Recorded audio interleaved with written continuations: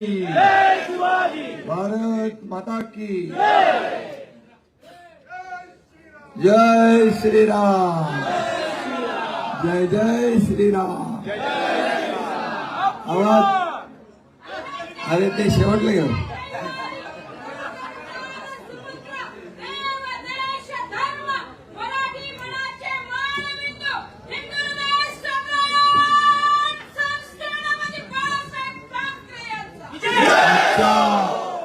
अच्छा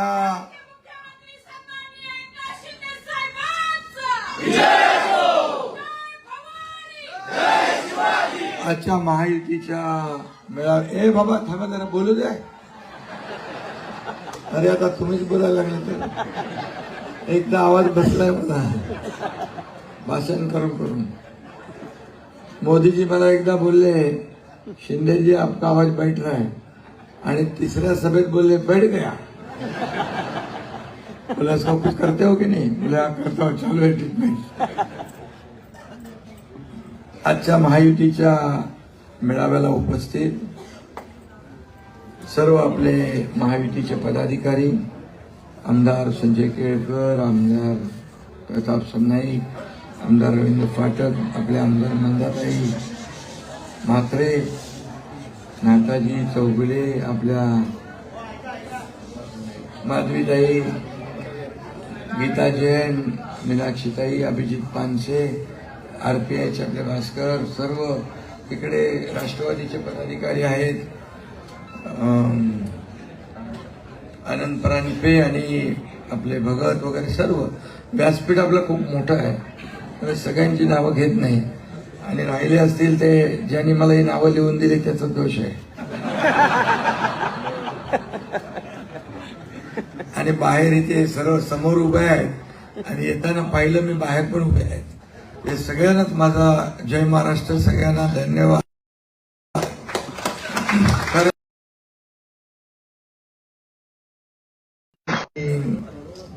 हे खरं म्हणजे महायुतीची ताकद आहे आणि महायुती या राज्यामध्ये 48 जागा लढती आहे.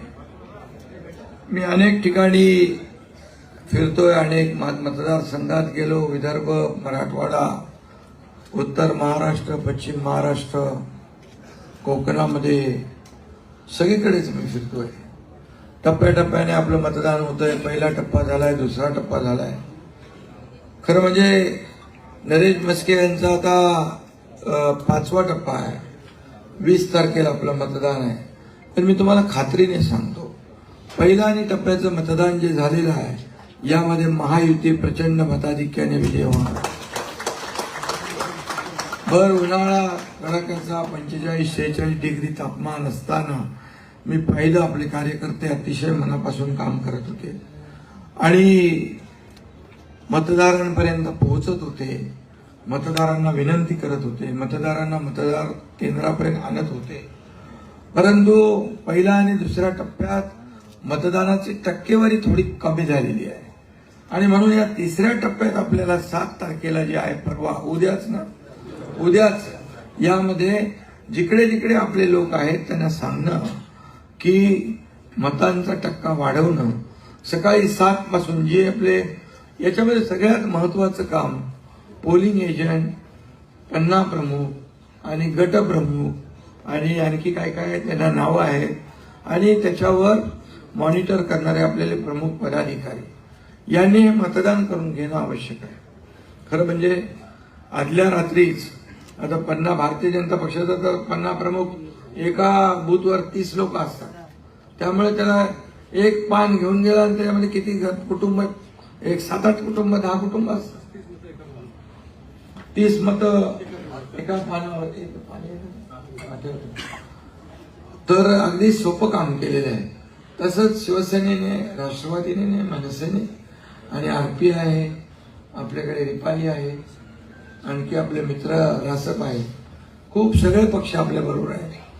कवाडे गट, आठवले गट, सगळे लोक आणि मनसेचे लोक पण सगळीकडे मी पाहतोय की मी काल कोल्हापूरमध्ये होतो, हातकणंगलेत होतो. खूप मनसेची लोक एकदम दिल से कामाला लागलेले आहेत आणि राज ठाकरेंचं कसं आहे, मोकळ्या मनाचा माणूस आहे, अगदी मोकळा ढाकळा त्याचा स्वभाव आहे. जे रोकठोक ते बोलायचं, पोटात एक नाही, कोत्या मनाचा माणूस नाही, मोठ्या मनाचा आहे. त्यामुळे एकदा त्यांनी सांगितलं आम्ही करतो म्हणजे करतो. तसेच आमची राष्ट्रवादी कामाला लागली आहे, RPI लागलेली आहे, शिवसेना भाजप तर आहेच, आणि बाकी सगळे गट जे आहेत एक कामाला, विविध संघटना आपल्याला सपोर्ट करतायत. खूप मोठ्या प्रमाणावर महायुती सोबत येतात, कारण गेल्या महायुतीने 2 वर्षात केलेली कामं जी आहेत ही लोकांसमोर आहे. आपण छोटी छोटी मंडळ केले, महामंडळ, त्या महामंडळाच्या माध्यमातून त्या समाजाला आपण न्याय देण्याचं काम केलेलं आहे. शेवटी हे सरकार कुणाचं आहे? हे सरकार सर्वसामान्यांचं आहे, आणि सरकार सर्वसामान्यांचं असल्यामुळे सर्वसामान्य जे घटक आहेत त्यांना न्याय देण्याचं आपण काम केलं. मगाशी केळकर साहेब म्हणाले की केंद्रामध्ये नरेंद्र मोदीजी गेले 10 वर्षामध्ये जे काम करत आहेत, जो विकास त्यांनी केलेला आहे, या देशाला प्रगतीकडे नेलेलं आहे, आपल्या देशाचं नाव जगामध्ये अभिमानाने घेतलं जातं, याचा साक्षीदार मी आहे. मी ज्या स्वित्झर्लंडला डावोसला वर्ल्ड इकॉनॉमिक फोरम होतं त्यावेळेस गेलो, तो मला खूप देशाचे मंत्री भेटले, प्रधानमंत्री भेटले, प्रमुख राष्ट्राध्यक्ष भेटले. पण त्यावेळेस एक जाणवलं, ते मला म्हणायचे केंद्र मोदी साहेबांनी तुमचं कसे संबंध आहेत? तर मी त्यांना सांगतो मोदी साहेबांनी आम्ही एकच आहोत, त्यांच्या मार्गदर्शनाखालीच आम्ही राज्याचं सरकार चालवतोय, डबल इंजिनचं सरकार चालवतोय. आणि तुम्हाला मी सांगतो की महाराष्ट्रामध्ये पहिल्या वेळेस मी गेलो त्यावेळेस नवीन सरकार आपलं स्थापन झालं होतं गेल्या वर्षी. त्यावेळेस देखील जगातल्या अनेक देशांनी महाराष्ट्राला पसंती दाखवली. 1,37,000 कोटीचे करारनामे सह्या झाल्या, आणि मोठ्या आपुलकीने त्यांना विश्वास होता की हे सरकार नवीन आहे आणि नवीन सरकार आपल्याला मदत करेल. आणि त्याचं 80% काम नुसतं पेपरवर नाही, 1,37,000 कोटी, तर त्याचं एक्झिक्युशन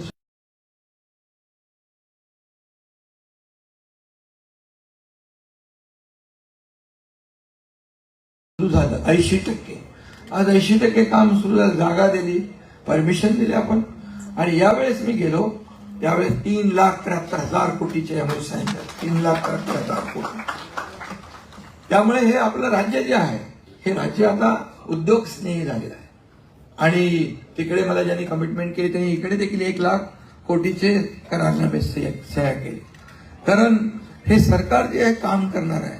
मी आपल्याला एवढंच सांगतो, बाकी ठिकाणी तर सगळे लोक जातात, पण गडचिरोली हा नक्षलवाद एरिया आहे, हा आदिवासी बहुल इलाका आहे, फार मागास आहे, आणि तिथं नक्षल्यांचा प्रभाव होता. मी जेव्हा पालकमंत्री होतो त्यावेळेस मी स्वतः एक सुरजागडचा मायनिंग प्रकल्प सुरू करण्याचा प्रयत्न केला. खूप अडथळे आले, मुख्यमंत्र्यांनी मला सपोर्ट केला नाही, पोलीस सपोर्ट करत नव्हते. DG म्हणाले नक्षलवाद्यांचा हल्ला होईल, पोलीस मारले जातील, आपले नागरिक मारले जातील. मी म्हणालो नक्षल मोठा का सरकार मोठं? तुम्हाला जर करायचं नसेल तर मी स्वतः तिथं उभा जाऊन प्रकल्प सुरू करेन. आणि मग मी जाऊन ते तिथला प्रकल्प सुरू केला. आज 10,000 लोक तिथं काम करतात, 10,000 लोक. आज त्याच कंपनीने 25,000 कोटी रुपये आणखी इन्व्हेस्ट करण्याचा निर्णय घेतला. आता ते अमित भाईंच्या हस्ते आपण त्याचं सुरुवात करतोय. 15,000 लोक तिथं काम करतील.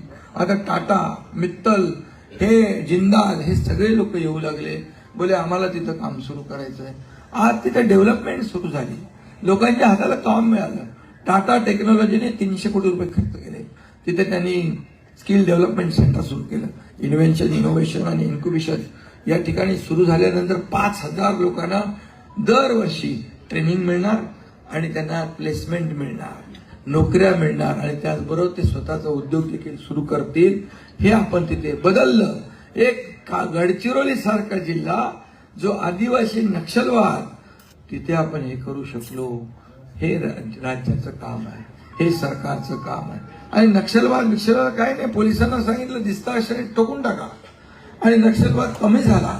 जे उरले ते आता सरेंडर झालेले आहेत आणि आपल्याकडून पळाले. ते मध्य प्रदेशमध्ये गेले, मध्य प्रदेश, छत्तीसगडमध्ये तेव्हा काँग्रेसचं सरकार होतं, काँग्रेस त्याला पणा देत होतं. आता बीजेपीचं सरकार आहे, आता तिथून देखील ठोकून टाकेल त्यांना. त्यामुळे त्यांचा कार्यक्रम करेक्ट होऊन जाईल. आणि नरेश मस्के मगाशी म्हणाले की फार मी हरिश्चंद्र प्रेमळ सगळं आहे, पण जेव्हा ठरवतो तेव्हा करेक्ट कार्यक्रम करतो. 2 वर्षापूर्वी केला आपण, त्यामुळे त्याच्यात मी जात नाही. पण तुम्हाला माहिती आहे, त्यामुळे आता फक्त विकास विकास विकास, डेव्हलपमेंट हाच अजेंडा आमचा. त्यांच्याकडे ना अजेंडा, ना झेंडा, ना नेता आहे का त्यांच्याकडे? अरे म्हणतात 1-1 वर्ष वाटून घेऊया प्रधानमंत्री. हे काय महापौर पद आहे काय? महापौर पण 2.5 वर्षाचा असतो. अरे आपल्याकडे नेता आहे, मजबूत नेता. त्यांचं नाव आहे नरेंद्र मोदी. तिकडे नीती आहे, नियत आहे, निर्णय घेण्याची क्षमता आहे. तिकडे कट, कमिशन, करप्शन, इकडे नेशन फर्स्ट. हा फरक आहे, हा फरक आहे. आणि म्हणून 24 तास काम करणारे मोदीजी थकत नाही, थांबत नाही. 10 वर्षात एक पण सुट्टी नाही घेतली. भेटेल असा प्रधानमंत्री बघितला, असा प्रधानमंत्री. सभा घेतात भिंगरी सारखे, पायाला भिंगरी लावून, पोटा डस्टबिन पण मोठी असते बाबा. आणि म्हणून मी एकच सांगतो, सर्व कार्यकर्ते तोला मोलाचे असतात. पण का निर्णय घेतात? हा आम्ही एवढा मोठा निर्णय टोकाचा का घेतला? का निर्णय घेतला? कारण तेवढं मोठं कारण, तेवढी टोकाची भूमिका तुम्ही घेतली आम्हाला संपवण्यासाठी. मी चॅनलला पण म्हटलेलं आहे, मी आपल्याला वस्तुस्थिती सांगतो, सत्य परिस्थिती सांगतो. मी त्या सरकारमध्ये होतो, प्रताप सरनाईक पण होते, सगळे आमचे संजय केळकर बिळकर सगळे होते, गीता जैन तिकडे आहे, मंदाताई आहे. काय परिस्थिती होती? 2.5 वर्ष कुणाला कोण भेटत होत? काही नाही. न भेटणं तर दूर, बोलणं तर दूर, कधी कुणाचा पेपर हातात घेणं तर दूर. असं पेपर यायचा आणि ते आशिष सिंगकडे याला द्या. असं कधी सरकार चालतं का? घरात बसून सरकार चालतं? फेसबुक लाईव्ह करून सरकार चालतं? मुख्यमंत्री पद हे किती मोठं आहे. 24 तास माणूस जागा पाहिजे, जागृत पाहिजे. असं चालत नाही सरकार. आम्ही त्यांना सांगितलं, हे सरकार आपलं चुकीच्या पद्धतीने चाललंय. आपण शिवसेना भाजपचं गठबंधन सरकार जे होतं, आपण निवडून शिवसेना भाजपवर आलो, त्याच्याबरोबर सरकार करूया. तर त्यांना 5 वर्ष तिकडे बसायचं होतं खुर्चीवर. 5 वर्ष. मला आता 2.5 वर्ष होतील, आपण सोडून देऊ. मोदीजींना पण सांगून कबूल करून आले आणि इकडे 12 बीजेपीच्या लोकांना सस्पेंड केलं. का? तर संख्या कमी व्हावी म्हणून. तुम्हाला मी सांगतो, तुम्ही वाचलं असेल, ऐकलं असेल मीडियामध्ये, 4-5 लोकांना जेलमध्ये डांबण्याचा त्यांचा प्लॅन झाला. त्याच्यामध्ये देवेंद्र फडणवीस पण होतं. मला स्वतः त्यांनी सांगितलं, देवेंद्रचं सगळं माझ्याकडे आलेलं आहे, त्याच्या भावाचं आलेलं आहे, त्याच्या मिसेसचं आलेलं आहे. आता मी काय देवेंद्रला सोडत नाही, मी घालतो जेलमध्ये. त्याच्या आधी केळकरांना माहिती ना, आपला तो गिरीश महाजनचा तर मोका फिट झाला होता. मला असं काही करणं योग्य नाही. नाही, मला आता करायचं काय करायचंय म्हणजे बीजेपीला घाबरवायचं, त्यांचे लोक आतमध्ये घालायचे आणि 20-25-30 लोक बीजेपीचे आमदार फोडायचे. प्लॅन पूर्णपणे तयार होता. आता मी म्हणालो, हा प्लॅन तयार सक्सेस झाला तर माझा प्लॅन फेल व्हायचा.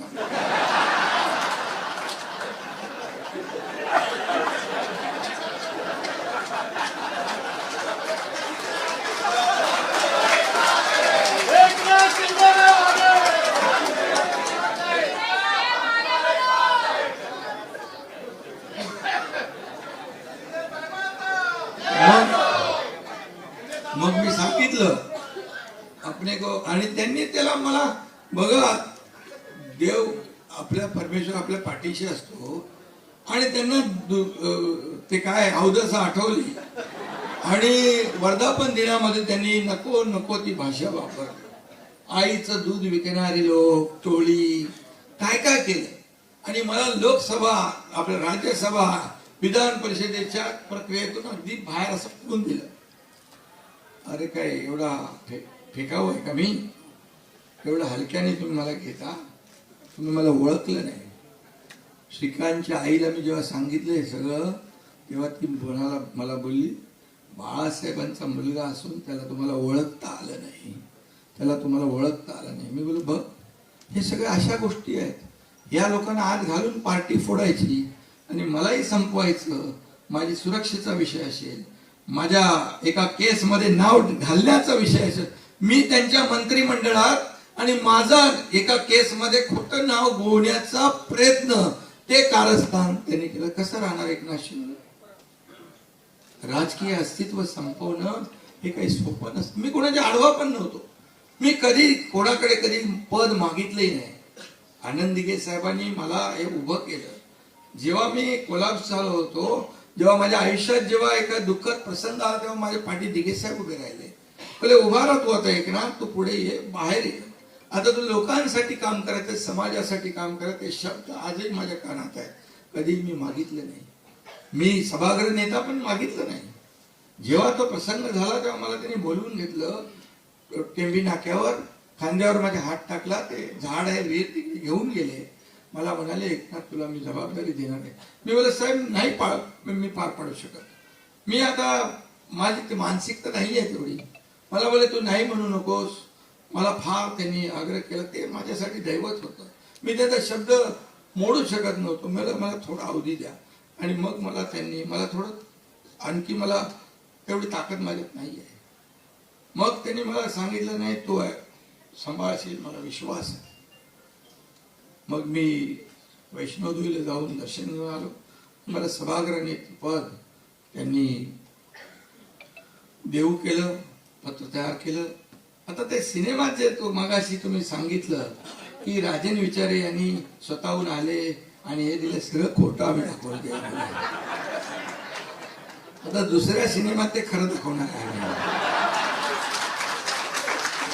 कारण त्याला राजीनामा द्यायला सांगितलं दिघे साहेबांनी. त्यांनी राजीनामा दिला नाही. ते बोले राजीनामा दे आणि टेबलवर ठेव. त्यांनी दिला नाही. तो रघुनाथ मोरेंच्याकडे गेला. त्यांना सांगितलं हे काय चालू आहे, माझं पद काढून घेत आहेत. मोरे साहेब खूप समजदार होते. त्यांनी निर्णय घेतला, तो काही जाणीवपूर्वक घेतलेला आहे, विशिष्ट परिस्थितीत घेतलेला आहे. तू बिलकुल काय इकडे तिकडे काय बोलू नको. दिघे साहेबांना देखील नको ते बोलला. तो सगळं बोलला, दिघे साहेबांनाही बोलला. हे आम्हाला सगळं माहिती आहे. मला पद नकोच होतं. मी शेट्टी साहेबांना सांगितलं साहेब असं करू नका. साहेबांनी त्याला बोलून मग साहेबांच्या भाषेत आनंद आश्रमामध्ये आतल्या खोलीमध्ये हे करायला लागलं. आम्ही सिनेमात दाखवलं ते एवढं उलट चांगलं दाखवलं आम्ही एकदम. पण चांगला नाही तो, बिलकुल नाही. मगाशी नरेशने सांगितलं ते बरोबर. मला काल एका पत्रकाराने विचारलं 2 शिष्य उभे आहेत तर लोक कोणाच्या मागे उभे राहतील. तर मला असली शिष्य कोण आहे त्याच्या मागे उभे राहतील. तर मला असली कोण आहे, बोल नरेश. नकली कोण आहे, बोलतो तो नकली. कारण त्यांनी बाळासाहेबांचे विचार सोडणाऱ्यांच्या बरोबर सोबत केली. दिघे साहेबांना त्यांनी कायम त्रास दिला. दिघे साहेबांच्या बरोबर व्यक्त करायची भावना संजय केळकर यांना पण माहित आहे की ते व्यक्त करायचे. आणि म्हणजे एवढे इमोशनल व्हायचे की मी एवढं करून सुद्धा मला काय उपयोग आहे. आणि त्यांच्या समोर प्रतिस्पर्धी उभे करत दिघे साहेबांचं कोण टिकणार. त्यांचं देव मानत होते. बाळासाहेबांची एवढी लोकप्रियता त्यांना मिळाली होती. आणि त्यांच्यासमोर तुम्ही याला उभं कर त्याला उभं कर असं करून चालते का कुठं. आणि त्यांना ठाणे जिल्हा सोडायला भाग पाडत होते. त्यांचा राजीनामा द्या म्हणून त्यांना फरमान आलं होतं. एवढ्या यशाच्या उत्तुंग शिखरावर पोहोचल्यानंतर जेव्हा एखाद्याचं पद काढून घेणं त्याच्या जीवाला काय वाटेल, तो आत्महत्याच करेल. आणि त्याच्यासाठी तर मग कुणीतरी सांगितलं दिघे साहेबांचं तुम्ही पद काढलं तर ठाणे जिल्हा, तेव्हा तर पालघर आणि ठाणे एक होता, ठाणे जिल्हा पूर्ण पालघर काय, नाशिक काय, मालेगाव काय, हे रायगड काय, एक माणूस नाही तुमच्याकडे राहणार, सगळे दिघे साहेबाबरोबर जातील. मग ते थांबले. राज ठाकरेंच्या बद्दल जेव्हा दिघे साहेबांनी म्हणाले अरे कुणाला विचार करताय नेता बनवायचं. उद्धव ठाकरेंच्या बद्दल कार्याध्यक्ष जेव्हा द्यायची परिस्थिती होती, अभिजित इकडे आहे म्हणून सांगतो, त्याचा साक्षीदार मी आहे. जेव्हा दिघे साहेबांनी त्यांचं नाव घेतलं बोले या राज ठाकरेंनी खूप मेहनत केली आहे, त्यांच्याबद्दल पण विचार करा. फटाफट दिघे साहेबांना फोन आले. दिघे साहेब गाडीत बसले, 2 दिवस कोणाला भेटले नव्हते. एवढा त्यांचा मानसिक त्यांना जे काही त्रास झाला त्याच्या मागे कोण आहे? दिघे साहेब गेल्यानंतर पहिल्यांदा मी भेटलो उद्धवजींना, तेव्हा मला काय प्रश्न त्यांनी विचारावा, कसं आहे कसं, त्यांच्या मागे कोण आहे वगैरे असं विचारायला पाहिजे होतं. ते म्हणाले आनंद दिघेंची प्रॉपर्टी कुठे कुठे आहे, प्रॉपर्टी कुठे कुठे आहे. मला त्यांची प्रॉपर्टी, फकीर माणूस, सगळं वाटणारा दोन्ही हाताने, त्या शाखेमध्येच राहणारा, ना त्यांचं घर ना बिल्डिंग काहीच नाही.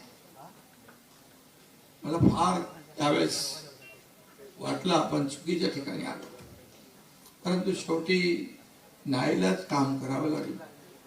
आणि म्हणून या सगळ्या गोष्टी ज्या सांगण्याचा उद्देश एवढा आहे की दिघे साहेब हा ठाणे जिल्हा आहे आपला, आनंद दिघे साहेबांचा बालेकिल्ला आहे. तुम्हाला वाटत होतं की ठाणे आपल्याला मिळणार नाही, पण मी वरिष्ठ पातळीवर सांगितलं ठाणे यांच्याबद्दल आमचं इमोशन आहे, आनंद दिघे साहेबांची संवेदना आहे. एक मतदारसंघ महत्वाचा नाही आहे, बीजेपी आणि शिवसेना एकच आहे. मी जेव्हा हा कार्यक्रम केला, मोठा कार्यक्रम, त्या कार्यक्रमाच्या वेळेस मी तुमच्या वरिष्ठांना सांगितलं मी माझं काम केलेलं आहे, आता तुम्ही तुमचं काम करा. आणि मग त्यांनी शिवसेना आणि धनुष्यबाण, खरी शिवसेना आणि धनुष्यबाण आपल्या हातात दिला. म्हणून मी मोदी साहेबांना आणि अमित भाईंना खूप धन्यवाद देतो की ते ताकदीने मागे उभे राहिले. नड्डाजींना धन्यवाद देतो ताकदीने. देवेंद्रजी माझ्या सोबतच होते, कुठल्याही पदासाठी मी गेलो नाही. तुम्हाला मी सांगतो, गुवाहाटीला असताना मला अनेक लोकांचे फोन आले, परत या मुख्यमंत्री बना. मी नावं सांगत नाही, योग्य वेळी नावही मी सांगेन. परत या मुख्यमंत्री बनवतो, यांना उतरवतो. पण मला ते बनायलाच नाही आलो मी इकडे. माझा उद्देश वेगळा आहे. शिवसैनिकाचं खच्चीकरण होत आहे, शिवसेना संपती आहे, आमदारांचं खच्चीकरण होतंय. आमदार उद्या कसे जाणार मतदारसंघात, काय तोंड घेऊन जाणार, काय प्रचार करणार, कुठलं काम केलंय म्हणून सांगणार. विकास निधी आहे, प्रकल्पाला निधी आहे, कशाला निधी आहे, 4 अधिकारी आपले आहेत, काही नाही. मग कसं करणार आपण? आणि मग मी तो निर्णय घेतला, आणि मग तो निर्णय घेतला, तो लोकांना पटला पण. 2 वर्षात आम्ही काम केलं, डेव्हलपमेंट, विकास केला, आणि या विकासाच्या मुद्द्यावर आज आपण निवडणूक लढवतोय. आणि म्हणून खरं म्हणजे किती शिव्या देतात. रोज सकाळी उठले की तो भोंगा वाजतो आणि दुपारी दुसरा भोंगा वाजतो. तुम्ही आम्हाला गद्दार किंवा मेंदे म्हणण्याचा अधिकार तुम्हाला नाही. 2019ला खरी बेईमानी आणि विश्वासघात तुम्ही केला त्या महाराष्ट्रातल्या जनतेबरोबर, बीजेपी बरोबर, भारतीय जनता पक्षाच्या पाठीत खंजीर खुपसण्याचं काम तुम्ही केलं. का? मुख्यमंत्री बनायचं म्हणून. तुम्ही त्यावेळेस जसे निकाल आले, त्या निकाल आल्याबरोबर तुमचं स्टेटमेंट काय होतं? आम्हाला सर्व दरवाजे मोकळे आहेत. कशासाठी? म्हणजे तुम्ही सगळं प्री प्लॅन ठरवलं होतं. तुम्हाला मुख्यमंत्री बनायचं होतं एन केन कशाही. देवेंद्र फडणवीसांनी तुमच्यासाठी खूप काम केलं, तुमचं प्रत्येक काम केलं, तुमचा शब्द पडू दिला नाही. पण 50 फोन त्यांनी केले, एकही फोन यांनी उचलला नाही, एकही फोन यांनी उचलला नाही. एवढे कृतज्ञ कोण असू शकतात? आणि म्हणून मग मी सांगितलं त्यांना काय करायचं. बोले काय नाही, आम्हाला हे फसवणार बीजेपी, आम्हाला 2.5 वर्ष कमिटमेंट दिले की पाहिजे. आणि मग ते तसं पुढचा इतिहास तुम्हाला माहित आहे. कुठली कमिटमेंट नाही. अमित भाई मला स्वतः बोलले, मी कुठल्याही बंद दरवाजाच्या आड काम करत नाही, माझं सगळं उघडं असतं. आणि फक्त मुख्यमंत्री बनायच्या लालसेपोटी त्यांनी हे सगळं केलं. काय मिळालं त्यांना? माणसं गेली सोन्यासारखी, पक्ष गेला, बाळासाहेबांचे विचार गेले. पण मी स्वतःला भाग्यवान समजतो. बाळासाहेबांचे विचार आज आपल्या सोबत आहे, धनुष्यबाण आपल्या सोबत आहे, या महाराष्ट्रातली जनता आपल्या सोबत आहे. आणि मोदीजी आणि अमित भाई स्वतः सांगतात ही असली शिवसेना एकनाथ शिंदेची आहे, नकली शिवसेना उद्धव ठाकरेंची आहे. मला पत्रकारांनी विचारलं, मी म्हणाल बरोबर आहे. त्यांच्यावर बाळासाहेबांचे विचार, ती शिवसेना खरी, त्याच्याकडे धनुष्यबाण, ती शिवसेना खरी. फक्त त्यांना पैसे पाहिजे. तुम्हाला हे मी सांगतो, त्यांना ना धनुष्यबाण पाहिजे, ना बाळासाहेबांचे विचार पाहिजे, त्यांना संपत्ती पाहिजे. बाळासाहेबांनी जे करू नका ते म्हटले, त्यांनी मुद्दाम केलं. आणि फक्त त्यांना पैसे पाहिजे. आपल्या महाशिवसेनेच्या शिवसेनेला आपल्याला शिवसेना भेटल्यानंतर तुमच्या शिवसैनिकांच्या खात्यातले 50 कोटी रुपये विड्रॉ करून त्यांनी घेतले. हे पाहिजे त्यांना. मी म्हणाल देऊ नका, आपल्याला ते नको. आपल्या बाळासाहेबांचे विचार हीच आपली संपत्ती, हेच आपलं ऐश्वर्य.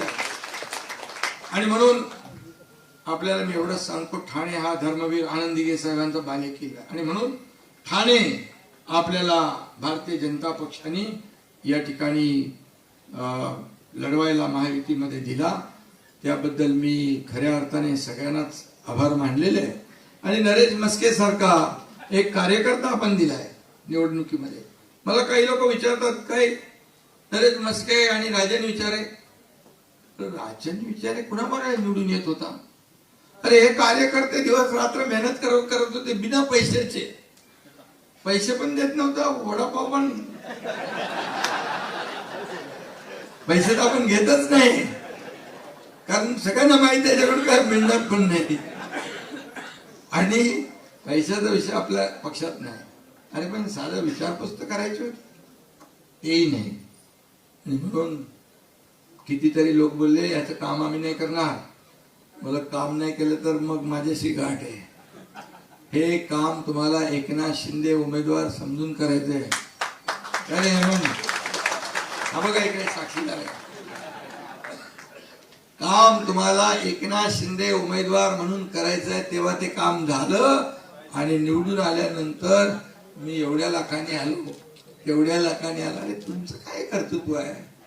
अरे मोदी साहेबांकडे बघून मतं पडली आणि मेहनत केली महायुतीच्या सर्व लोकांनी, म्हणून विकासावर मतं केली आज.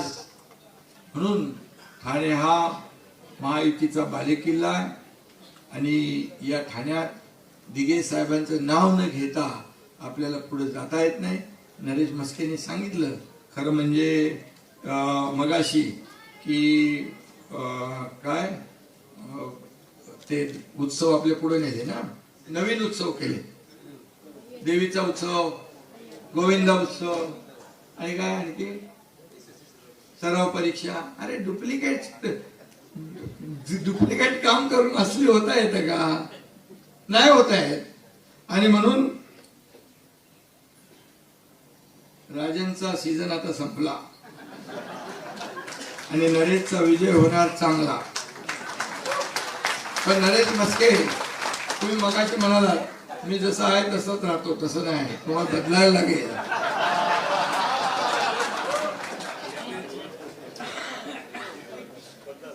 केळकर साहेबांची मागणी आहे. ठीक आहे, कधी कधी काही गोष्टी होऊन जातात, पक्षासाठी बोलतात ते, कधी कधी काही झालेले असतील. माणूस आहे शेवटी. पण आता खासदार झाल्यानंतर हे सगळं आपल्याला बदलायचं. नगरसेवक, महापालिका आमदार यांच्या कुठल्याही कामामध्ये आडकाठी आणायची नाही बिलकुल.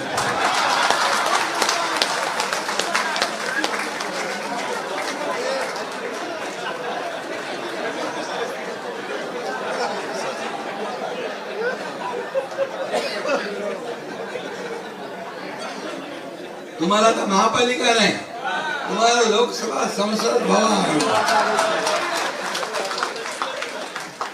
काळजी करू नका, मी तर इथंच आहे ना. त्यामुळे एक चांगल्या कार्यकर्त्याला आपण संधी दिलेली आहे. गेले अनेक वर्ष तो काम करतोय. आणि तुम्हाला मी सांगतो बघा, ज्यांना तिकीट मिळाली नाही ते काय त्या पदाला लायक नव्हते असं नाहीये. आपल्याकडे एक से बढ़कर एक पदाधिकारी आहे, एकाहून एक पदाधिकारी चांगलं काम करणारे आहे. पण मला काही लोकांना इथे ठेवायचं आहे, काही लोकांना तिकडे पाठवायचं आहे, काही लोकांना कुठे ऍडजस्ट करायचं, असं सगळं करायला लागतं. एका ठिकाणी सगळे जाऊन चालणार कसे? तिकीट एकच आहे. त्यामुळे तुम्ही चिंता करू नका.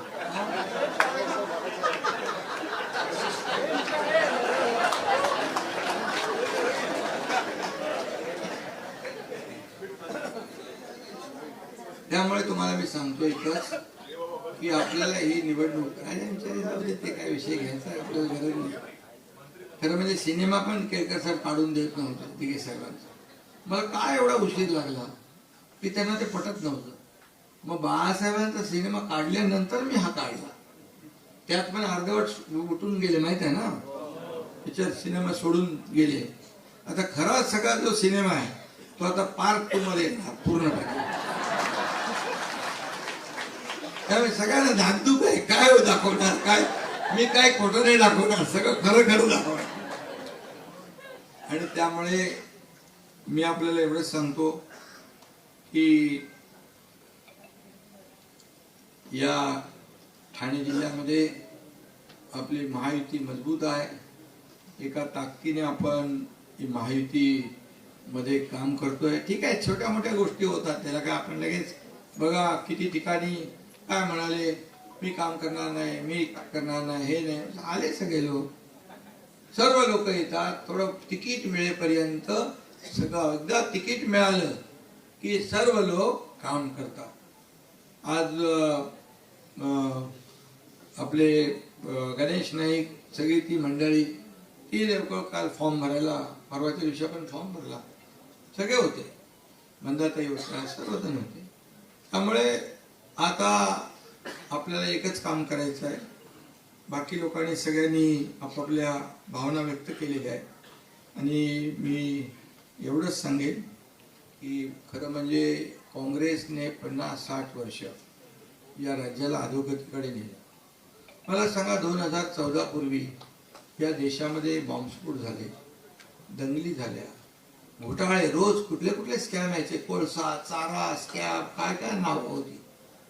2014 नंतर एक तरी घोटाळा, एक तरी आरोप करण्याचं धाडस मोदीजींवर कोणी केलं का? कारण आपला नेता बिदाग आहे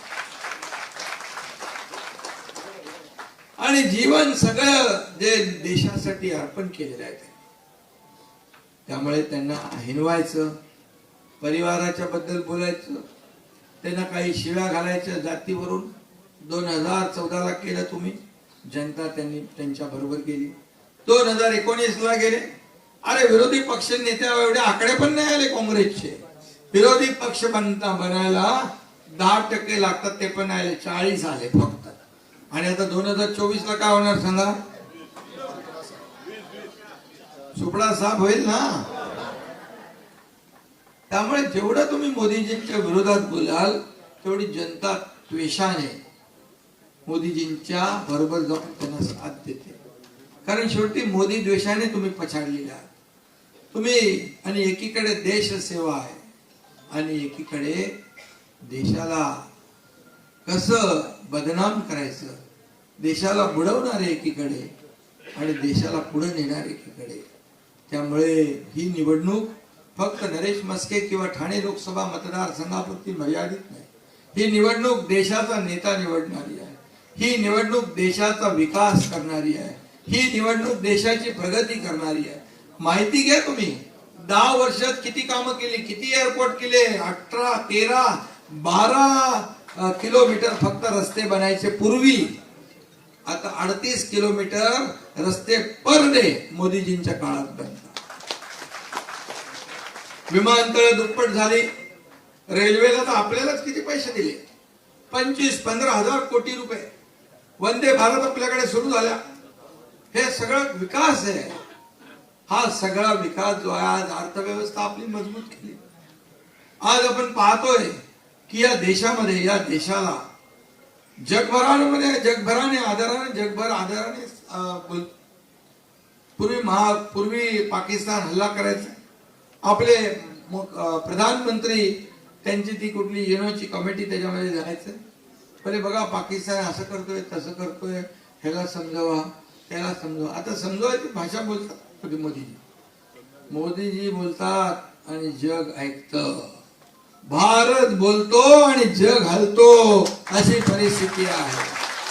पुलवामा तुम्ही केला तर आपण ते कुठलं केलं, सर्जिकल स्ट्राईक केला.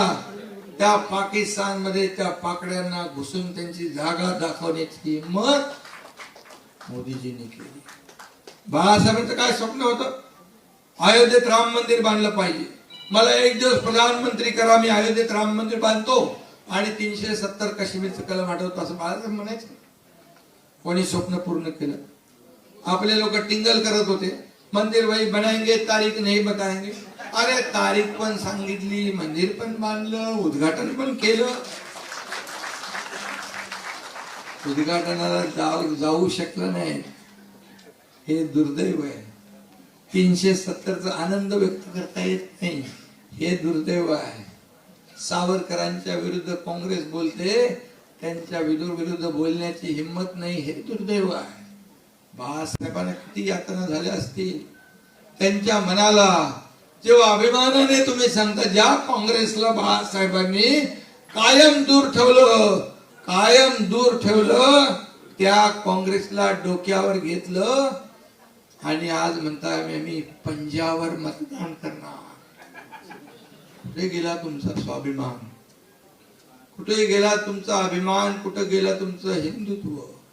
आज बाळासाहेबांना काय वाटत असेल, बाळासाहेब असते तर जोड्यानेच मारलंच ना. आणि म्हणून हे बेगडी हिंदुत्ववादी, आज मी त्याच्यावर प्रेसवर मध्ये बोलणार आहे, हेमंत करकरे यांना कसाबची गोळी लागली. काय दुर्दैव आहे. पाकिस्तानला जे पाहिजे तुम्ही बोलताय, पाकिस्तान जे बोलताय ते तुम्ही बोलताय. बिर्याणी दिली, ती बिर्याणी कसाबचा अपमान होईल याचं दुःख तुम्हाला. ज्या कसाबने शेकडो निरपराध लोकांना मारलं, त्या कसाबच्या बद्दल तुम्हाला पुळका, आज ते तुम्ही करू शकता. आज असं वक्तव्य काँग्रेसकडून होत आणि सर्व एकत्र आहे. मग कुठलं देशभक्ती तुमची आहे, काय तुमचं राष्ट्रप्रेम आहे. एक आता मी सर्व बोलत नाही, तर ते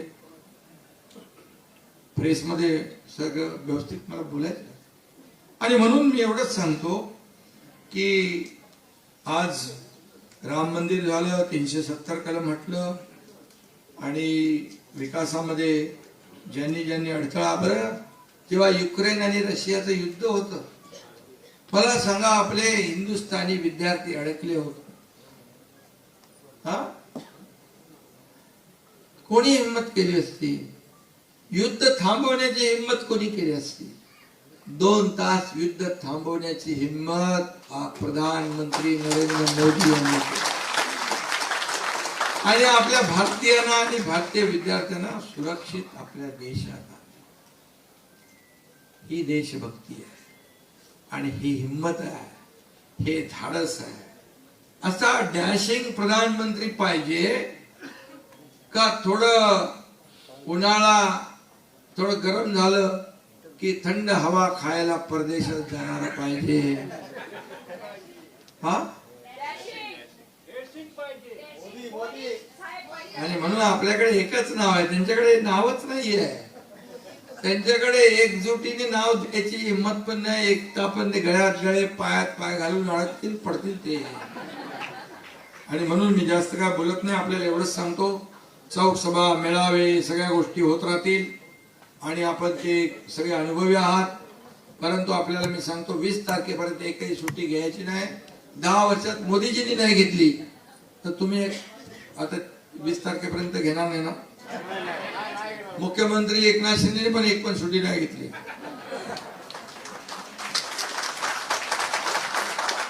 त्यामुळे आता 20 तारखेपर्यंत नो सुट्टी, बिलकुल सुट्टी नाही. आपण स्वतः उमेदवार समजून आपण काम करा. आपल्याला भरपूर मागचा लीड तोडायचा आहे. आणि सगळ्यात महत्वाचं म्हणजे उन्हाळा आहे, म्हणून लोकांना सकाळी 7 पासून मतदान केंद्रावर येण्याची विनंती आपल्याला करायची. काही लोक गावी गेलेले आहेत, काही सुट्टीमध्ये काही लोक जातील फिरायला, 2-3 दिवस लगातार सुट्टी लागल्यामुळे त्याच्यावर आपल्याला लक्ष ठेवायचं आहे की बाबा कोण आपला शेजारचा गेलाय, गावी गेलाय का, फिरायला गेलाय का, त्याला संपर्क साधा प्रेमाने. असं बोलू का आला नाही तर बघतो, प्रेमाने त्याला बोलवा. गावाला असेल, लांब असेल, त्याची आणण्याची व्यवस्था आपण करू, हे पण आपण करू. शेवटी मतदान हे प्रत्येकाचं झालं पाहिजे. लोकशाहीमध्ये मतदानाला, पवित्र मतदानाला खूप महत्व आहे. तुमचं एक मत पूर्ण इतिहास घडवू शकते आणि म्हणून ते तुमचं एक मत आहेच, आपल्याला मिळेल. परंतु आजूबाजूचे जेवढे लोक आहेत या सगळ्यांचं मतदान झालं पाहिजे. मेजॉरिटी मतदान या ठिकाणी आपल्याला मिळालं पाहिजे. यासाठी आपण सगळेजण प्रयत्न कराल आपण प्रयत्न. अशा प्रकारचा विश्वास मी व्यक्त करतो. कारण आज एवढा आपण कालची रॅली पण पाहिली, मजबूत रॅली झाली. सगळीकडे थवेच्या थवे लोकांचे होते.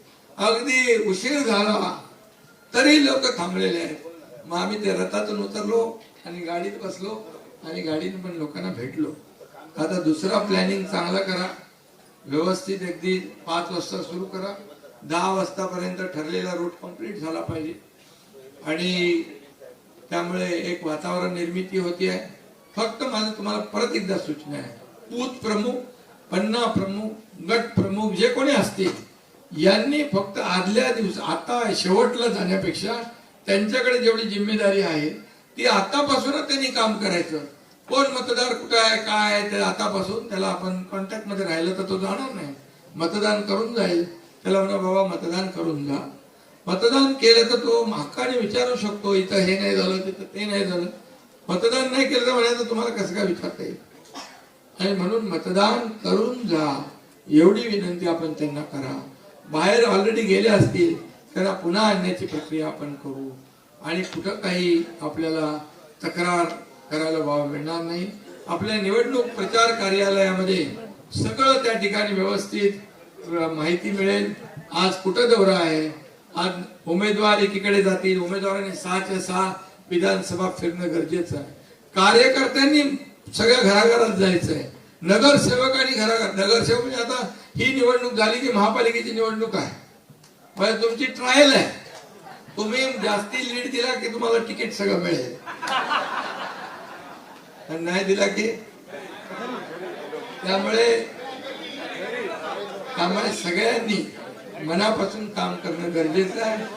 असे नगरसेवक नाही, पदाधिकारी पण काम नाही करतील तर ते पक्ष त्यांच्यावर कारवाई करतील. त्यामुळे आपण कारवाईची वेळ येऊन द्यायची गरज नाही आपल्याला. आपण सगळ्यांनी मिळून ठरवलेलं आहे, आपलं ठरलंय ना सगळ्यांचं. नरेश मस्के काल कोणीतरी एक घोषणा दिली, बटन दबाव कसके विजय बनाव मस्के. मी बोललो एक आणखी एक करा. बोले आपकी बार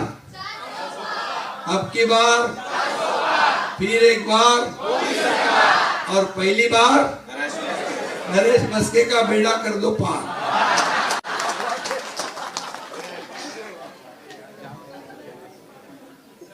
तसं मी पण कधी कधी आठवले साहेबांच्या बरोबर राहतो ना.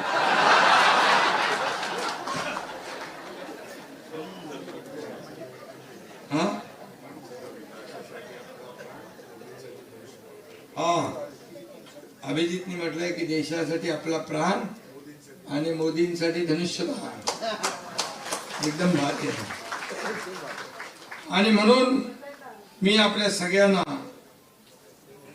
आणि संविधान बदलणार म्हणून सगळे बोंबाबोंब करतायत, ते त्यांच्या पायाखालची वाळू सरकली म्हणून, त्यांना पराभव दिसू लागलाय म्हणून संविधान बदलणार.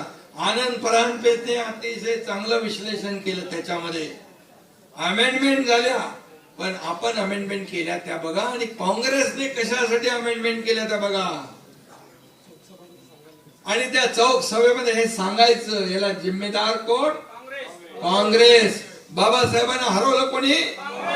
बाबासाहेब म्हणायचे काँग्रेस जळकं घर आहे, लांब राहायच्या पासून. बाबासाहेबांचा जेवढा अपमान करायचा तो करता येईल तो कोणी केला? लंडन मधलं घर बाबासाहेबांचं स्मारक कोणी केलं? मोदीजींनी केलं.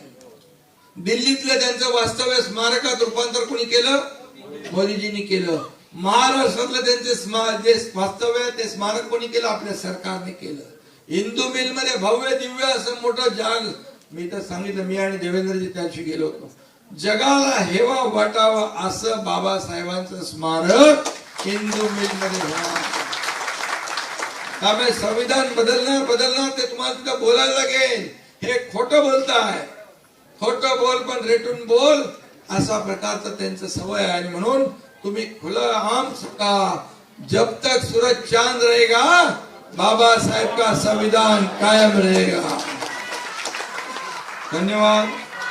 आणि या देशाचा प्राण, अरे भाई रुको, आणि एक आणखी मी सांगतो, या देशाचा प्राण बाबासाहेबांचं संविधान. आणि म्हणून मी आपल्याला पुन्हा एकदा मनापासून धन्यवाद देतो, मनापासून शुभेच्छा देतो. आपण कामाला सगळे लागलेले आहात, बिलकुल हायगाई काय करायची नाही. सर्व महायुतीच्या पदाधिकाऱ्यांना मनापासून शुभेच्छा. आणि फक्त एवढंच सांगतो, एक मिनिट, आणि निवडून आल्यानंतर, निवडून येणारच आहे, त्यांचं अभिनंदन करू मी तुमच्या वतीने. बिलकुल मताधिक्याने येतील, सगळ्यांनी हात वर करा. एवढे हात कामाला लागले तर समोरच्याचं डिपॉझिट. पण नरेश मस्केजी, निवडून आल्यानंतर तुमचा फोन बंद असता कामा नये.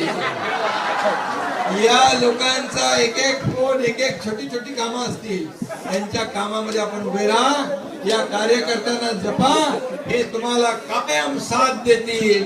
एवढंच या प्रसंगी सांगतो. जय हिंद, जय महाराष्ट्र, जय भीम, जय श्रीराम.